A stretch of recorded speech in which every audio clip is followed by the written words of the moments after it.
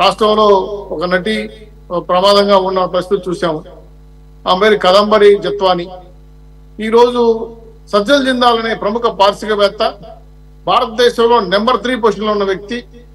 ఆయన మీద ఆవిడేదో rape case పెట్టిందని, దాన్ని జగన్మోహన్ రెడ్డి గారు, సజ్జల రామకృష్ణ గారు ఎక్కడో కలిసి వారి మధ్య ఒక సెటిల్మెంట్ ఒప్పందం కుదిరిందని, ఆ సెటిల్మెంట్ లో కొన్ని వందల కోట్ల రూపాయలు జగన్మోహన్ రెడ్డి గారికి ముట్టాయని, దానికి కర్త కర్మ క్రియ సజ్జల రామకృష్ణ కన్వర్ట్ చేసి విశాల్ గున్నిని, రతన్ టాటాని, మన కాంతినాథ్ టాటాని కలిపి, అలాగే చీఫ్ అప్పట్లో చీఫ్ ఉన్న ఆంజనేయులు గారిని, ముగ్గురిని ఐపీఎస్ని కలిపి ఆపరేషన్ రేప్ అనే విషయం పైన పెట్టుకున్నారా లేదా ఏం పెట్టుకున్నారో తెలియదు, కానీ పూర్తి స్థాయిలో ఆ నటిని లేని పేపర్లు సృష్టించి, ఏదో మీరు అన్నట్టు దర్శనానికి వస్తే ఆధార్ కార్డులు ఇస్తే దాన్ని తీసుకుపోయి పత్రాలు సృష్టించారని అనేక అంశాలపైన జిందాల్ అనే వారి మీద కేసు నుంచి బయటపడాలని, నాకు కంపెనీలకి నా ప్రాపర్టీస్ కి తప్పొస్తుందని చెప్పి చేసిన కుట్రలో భాగంగా ఏ రాష్ట్రం దీనికి బెటర్ అన్నప్పుడు ఆల్రెడీ 9 రాష్ట్రాలు ఏదో కేసులు ఈయన పెట్టించాడు, నెక్స్ట్ వెళ్తుంది.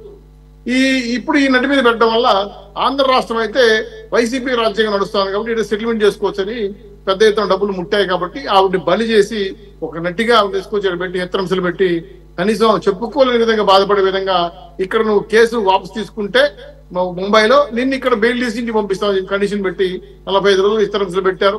చాలా బాధ కలిగించే అంశం. ఆవిడ డాక్టర్, 96% గోల్డ్ మెడలిస్ట్ డాక్టర్ చేసుకున్న ఆవిడ. అలాగే గుజరాతీ చెస్ ప్లేయర్లకి బ్రాండ్ అంబాసిడర్ ఆవిడ. అక్కడ నుంచి రిప్రజెంటేషన్ కూడా చేశారు. అలాగే బాలీవుడ్ లో 2 సినిమాలు, తమిళనాడులో 2 సినిమాలు, కన్నడలో ఒక సినిమా తీసి హిట్ అయ్యారు. మంచి అడ్వర్టైజింగ్ డిపార్ట్మెంట్ లో ఆవిడ మంచి దీంట్లో పొజిషన్ లో ఉన్నారు, డిజైన్ లో. ఇటువంటి ఆవిడ, చదువుకున్న ఆవిడ, వాళ్ళ నాన్నగారు నేవీ ఆఫీసర్, వాళ్ళ అమ్మగారు ఆర్బీఐ మేనేజర్, మంచి ఉన్నతమైన కుటుంబం తీసుకున్న ఆవిడ ఇటువంటి తప్పులు చేశారని ఒక ప్రచార మాధ్యమం మాట్లాడాడు. దుర్మార్గంగా మాట్లాడి నాకే బాధ కలిసిన ఒక అమ్మాయి, ఎవరో నిజమో కాదు పక్కన మేడం, ఒక అమ్మాయిని మాట్లాడారు, నీచమైన మాటలు మాట్లాడారు. అటువంటి సంస్కృతి ఇంకా కొనసాగుతుందంటే అటువంటి ప్రజాస్వామ్యాన్ని నిజంగానే బ్యాన్ కూడా అనిపిస్తారు ఒకసారి. సో ఆవిడని బలి చేసి ఈ సెటిల్మెంట్ రాజకీయాలకన్నా జగన్మోహన్ రెడ్డి గారు, సజ్జల రామకృష్ణ గారు ఉన్నారు కాబట్టి వాళ్ళని ఐపీఎస్ బలి చేసి ఈ రోజు ఒక నటి దుర్మార్గం హింసించడం వల్ల ఆంధ్ర రాష్ట్ర బ్రాండ్ అంబాసిడర్ పోవడం కాకుండా రాష్ట్రానికి చెడుపేపు తెచ్చారు. ఇలాంటి కోణాలు ఇంకెన్నొచ్చి పడతాయో మాకు తెలియదు. దీని వెనక ఎంతమంది ఉన్నారో కూడా అర్థం కావడం లేదు. సో టోటల్ గా ఏంటంటే ఆంధ్ర రాష్ట్రంలో వ్యాపారాలు చేశారు, రాజకీయాలు మానేశారు, వ్యాపారం చేశారు, లక్షల కోట్లు సంపాదించుకున్నారు, హ్యాపీగా వెళ్ళిపోయారు. ఆ కష్టాలు ఇప్పుడు ఈ రోజు కుటుంబం పడతా ఉంది. ఇక్కడ ఐ మీన్ ఎవిడెన్స్ ప్రకారంగా అయితే కనుక మీరు అన్నట్లుగా పోలీస్ అధికారుల పేర్లు వినపడుతున్నాయి. ఆవిడ స్వయంగా కూడా చెప్పడం జరిగింది. అయితే ఇదంతా వెనకుండి కథ నడిపించింది ఎవరు అని అనుకుంటే వాటికి ఆధారాలు అంత ఈజీ కాదు, అన్లెస్ ఈ ఆఫీసర్స్ అడ్మిట్ చేస్తే గనక, which is not an easy thing. అయితే ఒకటి ఎప్పుడు కూడా సజ్జల పేరు వినపడుతుంది కదా అని చెప్పి సజ్జల మాటని దీంట్లో ప్రస్తావించినందుకు ఇప్పుడు ఈ రోజు వర్లరామయ్య గారితో సహా మీ పార్టీ నాయకులందరికీ ఆయన డిఫామేషన్ నోటీసులు పంపిస్తున్నాడు. ఆయన నేను ఒక్క మాట చెప్తా. ఏదైతే సజ్జల రామకృష్ణారెడ్డి గారు, జగన్మోహన్ రెడ్డి గారు జిందాల్ని కలిసి మీటింగ్ జరిపాడో, ఆయన తాడేపల్లి గెస్ట్ హౌస్కి వచ్చాడు. ఆ మరుసటి రోజే కడపలో స్టీల్ ప్లాంట్ ప్రారంభోత్సవానికి పోయాడు. ఇవన్నీ ఆధారాలు, ఇవన్నీ ఐడియా ఉంది. నేనేమంటున్నానంటే ఇప్పుడు జగన్మోహన్ రెడ్డి గారు ప్రైమ్ మినిస్టర్ కాదు, సజ్జల జిందాల్ ఏమో దేశంలోనే అత్యంత వ్యాపారవేత్త. ఆయనకి సంబంధాలు ఎప్పుడు మెరుగుపడ్డాయి? అగ్రికల్చర్ క్లాస్మేట్సా లేదా క్లాస్మేట్సా? రెండు కాదు కదా. సో దీనికన్నా సెటిల్మెంట్ అయితే అదే సజ్జన్ జిందాల్ గారు కడప స్టీల్ ఫ్యాక్టరీ ప్రారంభోత్సవానికి శంకుస్థాపనకు వచ్చిన సందర్భంలో ఆయన గుర్తు చేశారు, ఇది ఇప్పుడు బంధం కాదు, మాది వైఎస్ఆర్ గారి హయాం నుంచే ఉంది, ఆయన నాకు మెంటర్ లాంటి మనిషి. ఆయన అప్పట్లో వెరీ యంగ్ జగన్మోహన్ రెడ్డి గారిని నాకు పరిచయం చేసి, మా అబ్బాయి పారిశ్రామికవేత్త అవుదామన్న ఉత్సాహంతో ఉన్నాడు, మీరు ప్రముఖ పారిశ్రామికవేత్త కాబట్టి మీరు మీ దగ్గరకు వస్తారు, వచ్చినప్పుడు ఆయనకి పరిశ్రమలు పెట్టడంలో మెళకువలు నేర్పించండి, తర్ఫీదు ఇవ్వండి అని చెప్పేసి అన్నారని చెప్పేసి.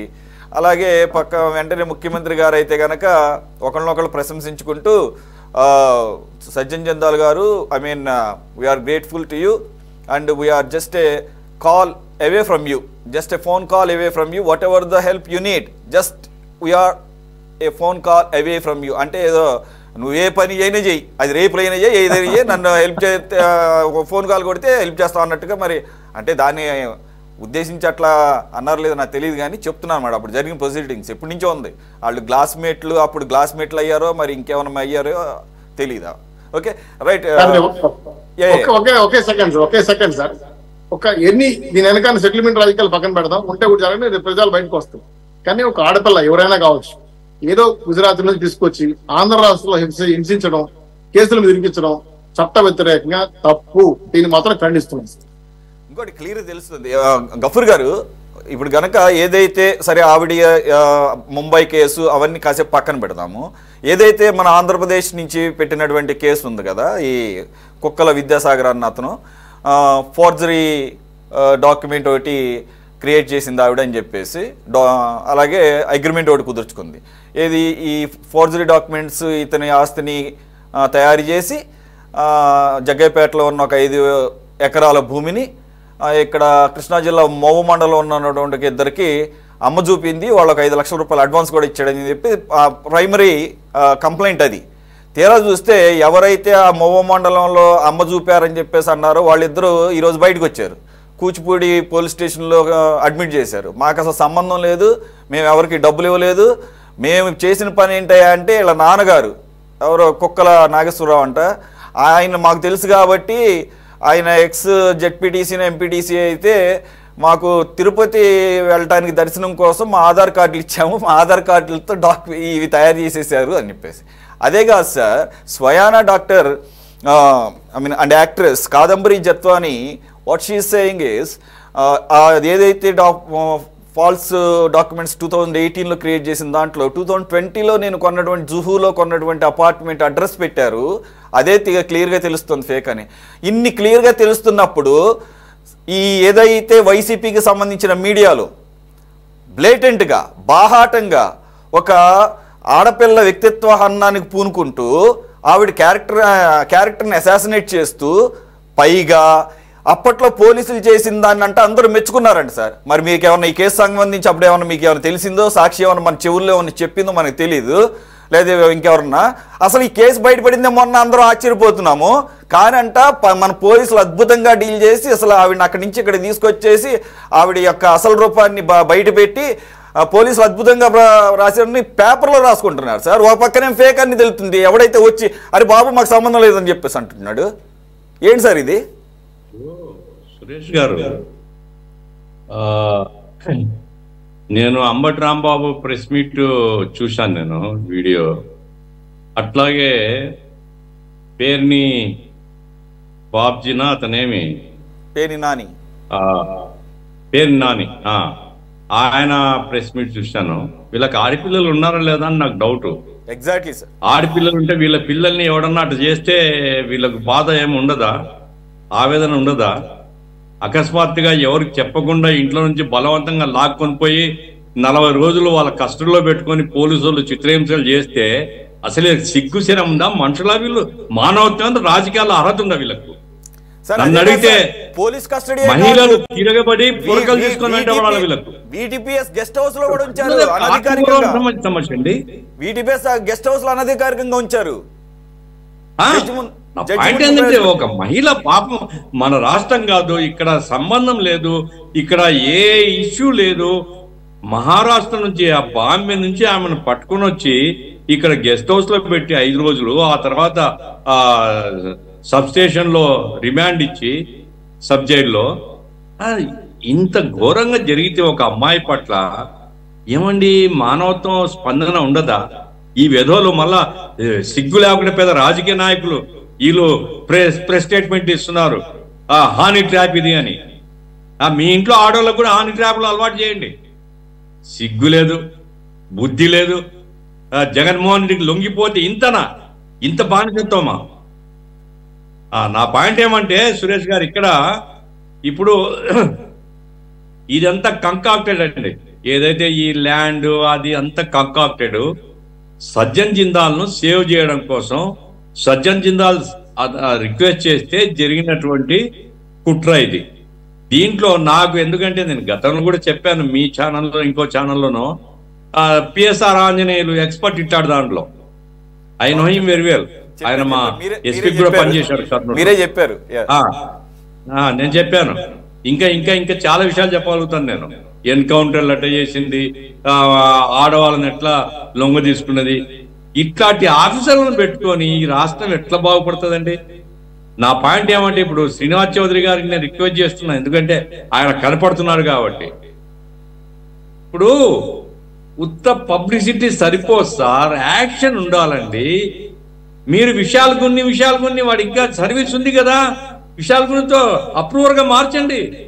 అప్రూవర్గా మార్చి ఏం జరిగిందో మొత్తం తీసుకున్న చాలా ఆధారం పట్టుకొని రండి, జైల్లో వేయండి. ఆ రకంగా యాక్షన్ తీసుకుంటే జనం హర్షిస్తారు సార్. ఉత్త పేపర్ పులులు, పేపర్ స్టేట్మెంట్లతో ఏం న్యాయం జరగదండి. ఇంకొకరి భయం రావాలంటే there should be stringent punishment for the officers who are irresponsibly acted. Right, చట్ట విరుద్ధంగా చట్టాన్ని చేతిలో తీసుకొని. కాబట్టి ఆ రకమైనటువంటి యాక్షన్ పోవాలా. విశాల్ గున్ని ఉన్నాడు, కాంతిరాణ టాటా ఉన్నాడు, ఎవరినైనా అప్రూవర్ గా మార్చండి, లేకుంటే సస్పెండ్ చేయండి, లేకుంటే రిమూవ్ చేయండి ఉద్యోగాల నుంచి.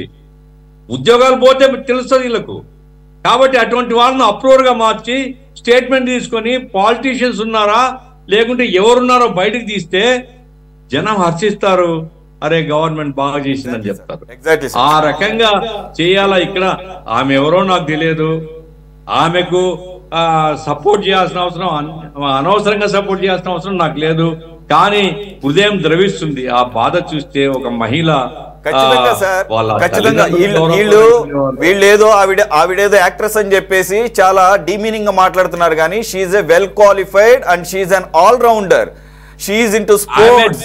ఆమె డాక్టర్ అండి, అహ్మదాబాద్ లో ఎక్కడో కాదు, అహ్మదాబాద్ లో ఎంబీబీఎస్ పాస్ అయింది ఆమె. నాట్ ఓన్లీ దట్ సార్, కలకత్తాలో ఇన్సిడెంట్ జరిగితే దేశమంతా ఎందుకు గగ్గోలు చేస్తుంది? హై స్కూల్ స్టడీస్ లో ఆవిడ స్టేట్ ఫస్ట్ అంట సార్. హై స్కూల్ స్టడీస్ లో స్టేట్ ఫస్ట్ అట. ఎంబీబీఎస్ ఏమో స్కాలర్షిప్ తో కంప్లీట్ చేసిందట. అలాగే స్టాన్ఫోర్డ్ యూనివర్సిటీలో కోర్స్ చేసింది, హైదరాబాద్ ఐఎస్బి లో కూడా కోర్స్ చేసింది. She's a continuous learner. Second, not only that, chess player గా ఉంది. దుర్మార్గం చేసినోడు మళ్ళా సిగ్గు లేకుండా ప్రెస్ ముందుకు వచ్చేసి హానీ ట్రాప్, వీళ్ళ ఇంట్లో ఆడవాళ్ళను హానీ ట్రాప్ చేసుకోమనండి. కాబట్టి చాలా దుర్మార్గం అండి. వీళ్ళని కూడా ఇరికించాలండి. They should be criminal cases పెట్టాలి వీళ్ళ మీద కూడా.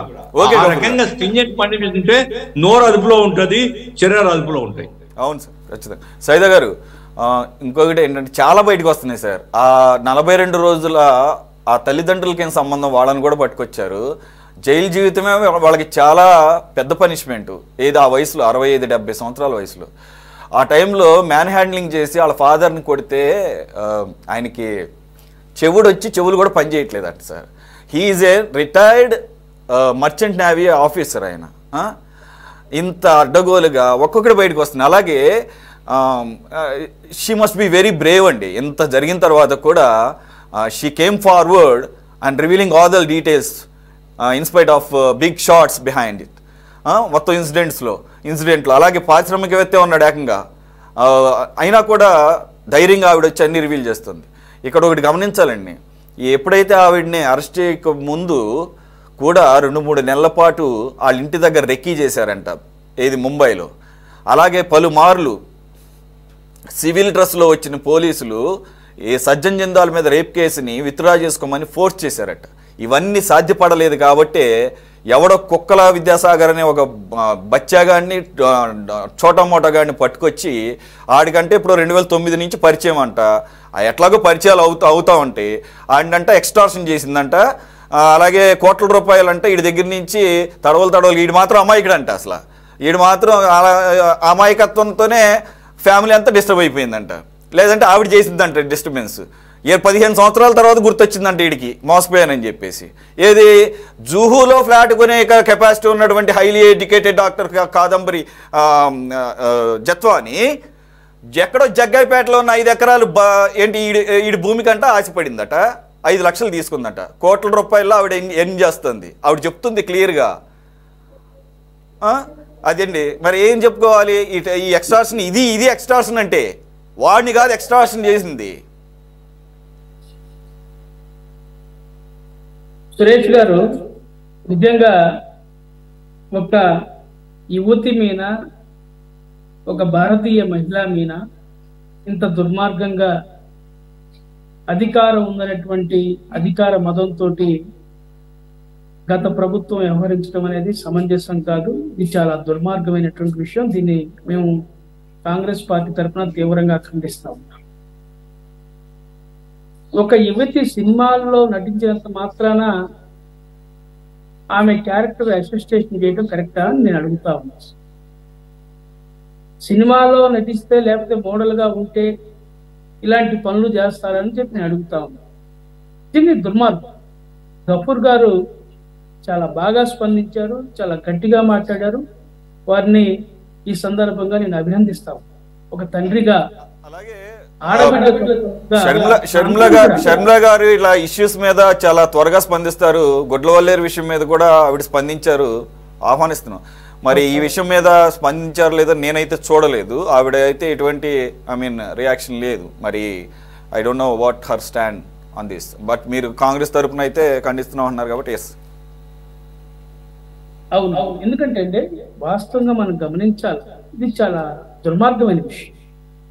ఇప్పుడు కుక్కల నాగేశ్వరరావు సంబంధించి ఆ భూమి మరి కొన్నామని చెప్పి నాగేశ్వరరాజుని దాంట్లో ఇరికిచ్చి మనం ఏ విధంగా ఇదంతా ప్లాన్ చేశారో మనం చూసాం. ఈ సజ్జల జింజాలతన్ని నేను స్వయంగా చూసా. 1999-2000 మధ్యలో ప్రకాశం జిల్లాలో ఐరన్ ఓర్ ఇండస్ట్రీ ప్రారంభోత్సవానికి వచ్చాడు ఆయనే, జిందాల్ కంపెనీ తరఫున. ఎర్రజర్ల కొండ, ఇప్పుడు ఆ కొండ మొత్తం ఖాళీ చేశారు గత ఎమ్మెల్యే బాలినేని వాసు రావెల్తో. అది వేరే విషయం. ఐరన్ ఓర్ అక్కడ అప్పుడు చంద్రబాబు గారు ముఖ్యమంత్రిగా ఉన్నారు. అప్పుడు ఆ ఎర్రజర్ల అనే ప్రాంతం సంతనూతలపాడు నియోజకవర్గం పరిధిలో ఉంది. ఎందుకంటే ఈ రాజశేఖర రెడ్డి గారితో పాటు జగన్తో పాటు చంద్రబాబు కూడా జిందాల్ తోటి మంచి సంబంధాలు ఉన్నాయి. It's clear. ఇప్పుడు ఈ కేసు కూడా నాకెందుకు ఏమనిపిస్తా ఉందంటే, జగన్మోహన్ రెడ్డి లేకపోతే సజ్జల రామకృష్ణారెడ్డి వీళ్ళ ఇన్వాల్వ్మెంట్ ఉంది కాబట్టి ఇంత స్పీడ్గా, ఎందుకంటే పోలీస్ అధికారులు ముగ్గురు కూడా పిఎస్ఆర్ ఆంజనేయులు కానివ్వండి, లేకపోతే విశాల్ గున్ని కానివ్వండి, కాంతి రాణా టాటా కానివ్వండి, ఈ ముగ్గురు అధికారులు కూడా వైసీపీకి కొంచెం అగెనెస్ట్ గా పనిచేశారు కాబట్టి దానికి సంబంధించి కొద్దిగా స్పీడ్గా వెళ్తుంది అనేది నాకు అనిపిస్తుంది తప్ప పాపం అమ్మాయికి న్యాయం జరిగిద్దా నాకు ఇప్పుడు కూడా అనుమానమే. ఎందుకంటే వాస్తవాలు మాట్లాడుకోవాలి. ఎందుకంటే సురేష్ గారు మనం గమనించాలా, ఇది హై ప్రొఫైల్ కేసు సంబంధించి పారిశ్రామికవేత్తలందరూ కూడా ఎక్కడోసారి లింక్ పెట్టుకుంటారు. ఈ యొక్క కేసును కూడా నీరు గారుస్తారనేటువంటి ఒక భయం, ఒక బాధ కూడా నాకు. ఎందుకంటే ఇది ఎమ్మటే అవసరమైతే సుప్రీంకోర్టు అయినా సరే దీన్ని సుమోటో కేసుగా స్వీకరించి దీని మీద ఒక అవసరమైతే ఫాస్ట్ ట్రాక్ కోర్టు ఏర్పాటు చేసి దీని మీద చర్యలు తీసుకుంటే తప్ప ఈ దొంగల్ని అరెస్ట్ చేయడం, శిక్షించడం సాధ్యం కాదనే భావన. నిజంగా 72 సంవత్సరాల వయసు ఉన్నటువంటి వాళ్ళ తల్లిదండ్రులు ఎంత మనోవేదన గురవుతారండి. ఒకవేళ ఈ అమ్మాయి చీట్ చేసిన అనుకున్నాం, ఈ అమ్మాయిని కేసు కట్టండి, కోర్టు పెట్టండి.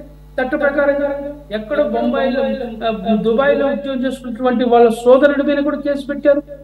ఇంతకంటే దుర్మార్గం ఉంటుందండి.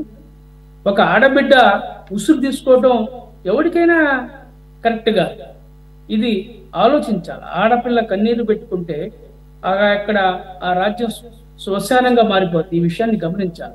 ఇందాక పెద్దలు చెప్పారు, గౌరవమైనటువంటి మాజీ మంత్రులు ఆ విధంగా మాట్లాడుతున్నారంటే అసలు సభ్య సమాజం ఏమనుకుంటుంది? వాళ్ళు ఇంకా గౌరవనీయులేంటి సార్, ఏదో అలవాటు అయిపోయి మాట్లాడుతుందా? ఇంకా వాళ్ళ గౌరవనీయులేంటి?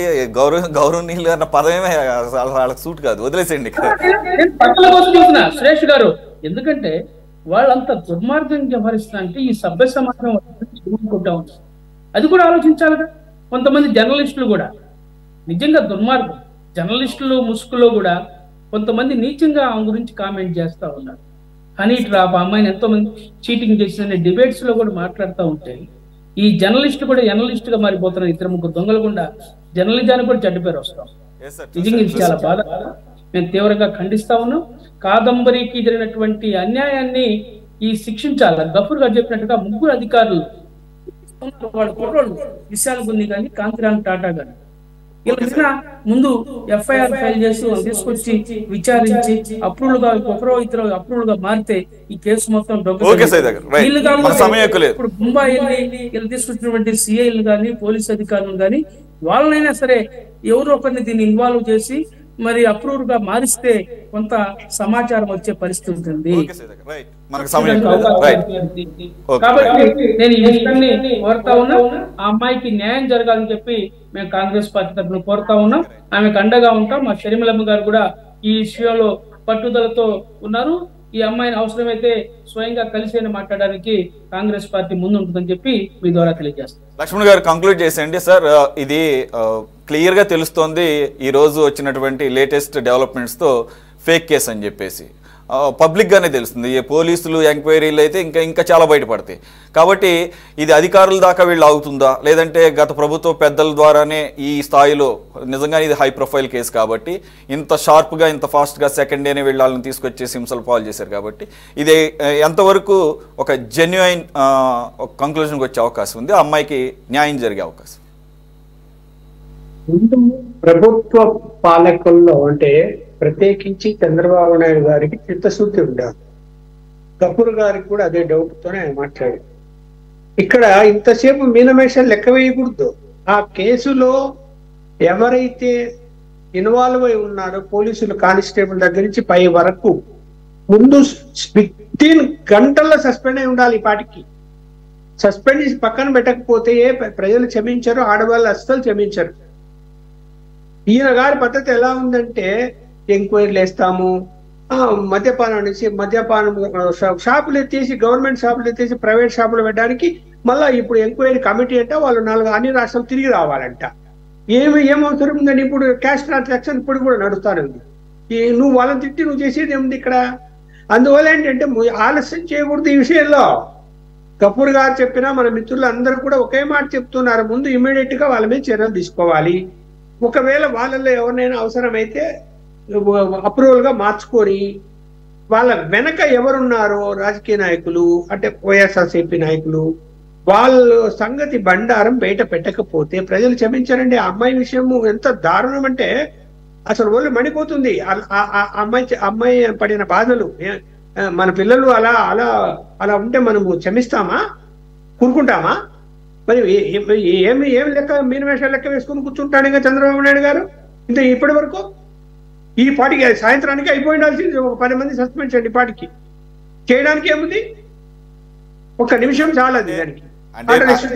అంటే ఒకటి ఏ మాటగా మాట ఆ అమ్మాయిని ఇక్కడికి రాగలేకపోతే కనుక ఆన్లైన్ లో కంప్లైంట్ తీసుకోండి అన్న పరిస్థితి నుంచి ఆ అమ్మాయి స్వయంగా ఇక్కడికి వచ్చి కంప్లైంట్ ఇస్తుంది, 2 రోజుల పాటు అటెండ్ అవ్వటం. So there must be strong support and the protection that must be from the state government. అలాగే ఉన్నంతలో ఫాస్ట్ మేబీ ఫ్రేమ్ చేయడంలో ఒక పగడ్బందీ తీసుకుంటున్నారండి. మీరు చెప్పేది కరెక్టే, కానీ పబ్లిసిటీ తీసుకుంటున్నారు, చర్యలకు ఒక అడుగు కూడా ముందు పడలేదు. క్లియర్ గఫూర్ గారు కూడా అదే మాట అనింది. పబ్లిసిటీ తీసుకుంటున్నారు అంతే. ఏదో పెద్ద మేము వ్యతిరేకులము, ఇది అమ్మాయికి చాలా అన్యాయం జరిగిపోయింది అని చెప్పి బ్రహ్మాండంగా మాటలు మాట్లాడడం పబ్లిసిటీ తీసుకుంటే సరిపోదు. ఇక్కడ వాళ్ళు చేసిన తప్పులు మీరు చేస్తే మనం ఇన్ఫర్మేషన్ ఏజ్ లో ఉన్నాం సార్.